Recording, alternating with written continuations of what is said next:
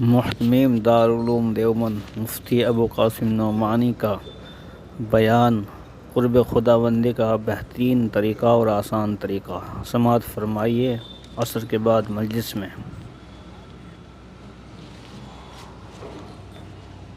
بسم اللہ الرحمن الرحیم۔ آج بیان کے آخر میں جو شعر آیا، تو چنا خواہی خدا خواہد چنی، میں دہد یزداں مراد متقی۔ تم جیسا چاہتے ہو اللہ بھی ویسا ہی چاہتا ہے، اور اللہ تعالیٰ متقیوں کی مراد پوری کر دیتا ہے۔ اس پر ایک حدیث پاک یاد آئی جو اس سے پہلے بیان کے اندر آ چکی ہے۔ حدیث قدسی ہے۔ اللہ تعالیٰ ارشاد فرماتے ہیں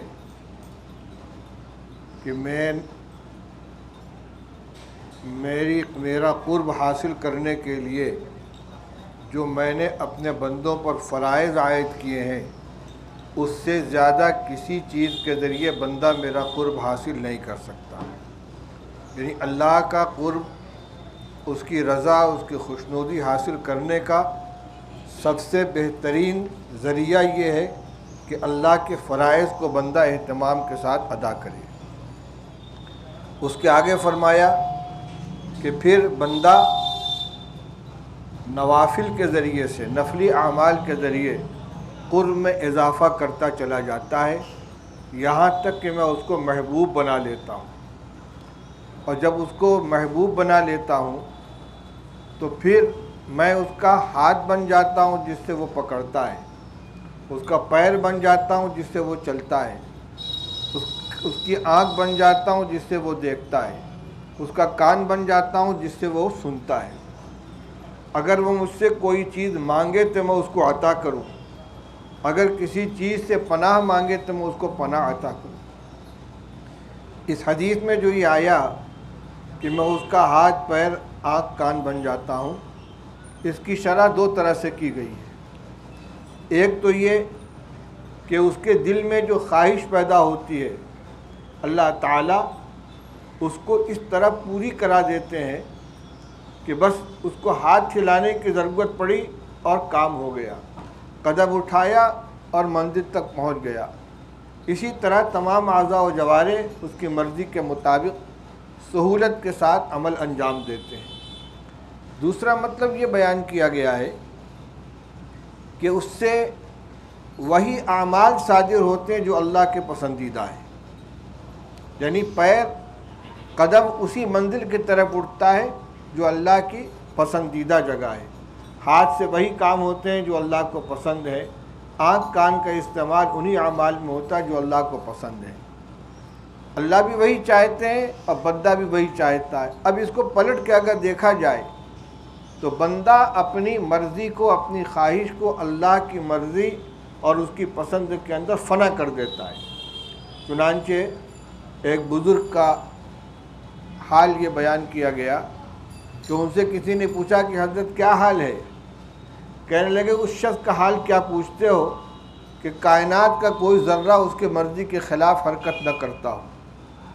کہ اچھا، آپ کو یہ مقام حاصل ہے کہ کائنات کا کوئی ذرہ آپ کی مرضی کے خلاف حرکت نہیں کرتا؟ کہا ہاں۔ کہ وہ کیسے؟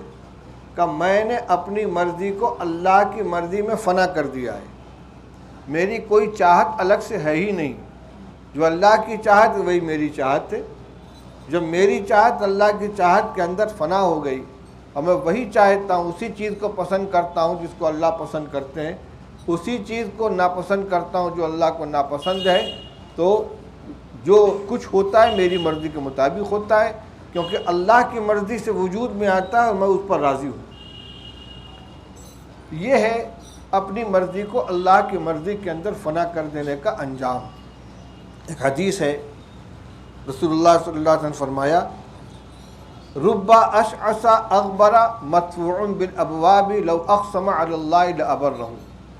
بہت سے بندے اللہ کے ایسے ہیں کہ جو غبار آلود بالوں والے ہیں، غبار آلود کپڑوں والے ہیں، ان کی دنیاوی حالت ایسی ہے کہ اگر کسی دروازے پر جا کر کھڑے ہوں تو ان کو دھکا دے کے ہٹا دیا جائے، لیکن اللہ کے یہاں ان کا مقام کیا ہے؟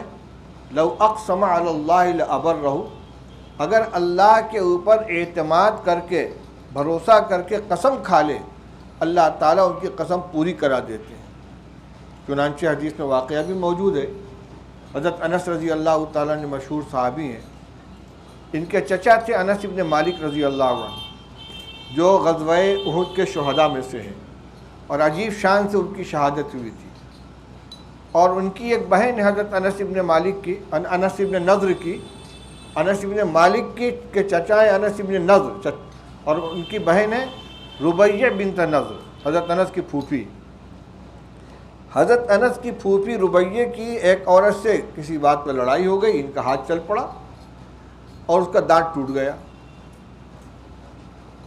جس کا دانت ٹوٹا اس کے گھر والوں نے رسول اللہ صلی اللہ علیہ وسلم کے سامنے آ کر فیصلہ چاہا، اور قرآن میں وَالسِّنُّ بِالسِّنِّ، دانت کے بدلے دانت، اگر قصداً کسی عمل کے ذریعے دانت ٹوٹا ہو تو قصاص ہے۔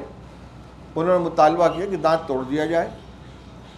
رسول اللہ صلی اللہ علیہ وسلم نے فرمایا کہ ربیہ کا دانت توڑا جائے گا۔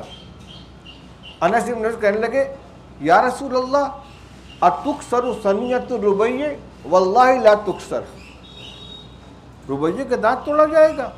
خدا کی قسم ربیہ کا دانت نہیں توڑا جائے گا۔ رسول اللہ صلی اللہ علیہ وسلم یا انس کتاب اللہ القصاص، کیا کہہ رہے ہو؟ اللہ کی کتاب کا فیصلہ ہے برابری کی سزا دینے کا۔ انہوں نے کہا میری بہن کا دانت نہیں ٹوٹے گا۔ تو پھر جن لوگوں کا مطالبہ تھا وہ کہنے لگے کہ حضرت اس کے علاوہ کوئی شکل بھی ہے؟ کہا دیت ہے۔ فرمایا ہم دیت لینے پر راضی ہیں۔ اس وقت رسول اللہ صلی اللہ علیہ وسلم نے فرمایا تھا کہ اللہ کے کچھ بندے ایسے ہیں کہ اگر اللہ پر بھروسہ کر کے قسم کھا بیٹھے اللہ ان کی قسم پوری کرا دیتا ہے۔ یہ ہے میدہت یزدہ مراد متقی، یہ اللہ کے ان بندوں میں سے ہیں جس کے بارے میں قرآن کی آیت نازل ہوئی تھی من المؤمنین رجال صدقوا ما عاہدوا اللہ علیہ فمنہم من قضی نحبہ ومنہم من ينتظر وما بدلوا تبدیلا، کہ ایمان والوں میں کچھ ایسے افراد ہیں جنہوں نے اللہ تعالیٰ سے عہد کر رکھا ہے، اور کچھ میں وہ ہیں کہ جنہوں نے اپنے عہد کو پورا کر لیا، اور کچھ وہ ہیں جو اس کے پورا ہونے کا انتظار کر رہے ہیں اور ان کے اندر کوئی بھی تبدیلی پیدا نہیں ہوئی۔ تو یہ اللہ کے خاص بندوں کا یہ حال ہوتا ہے، لیکن یہ حاصل کب ہوتا ہے؟ جب نفس کے تقاضوں کو مکمل طور پر دبا کر شریعت کے ہر حکم پر آدمی خوش دلی کے ساتھ عمل کرے، بشاشت کے ساتھ عمل کرے کہ میرے اللہ کو یہی پسند ہے، بوجھ محسوس نہ کرے۔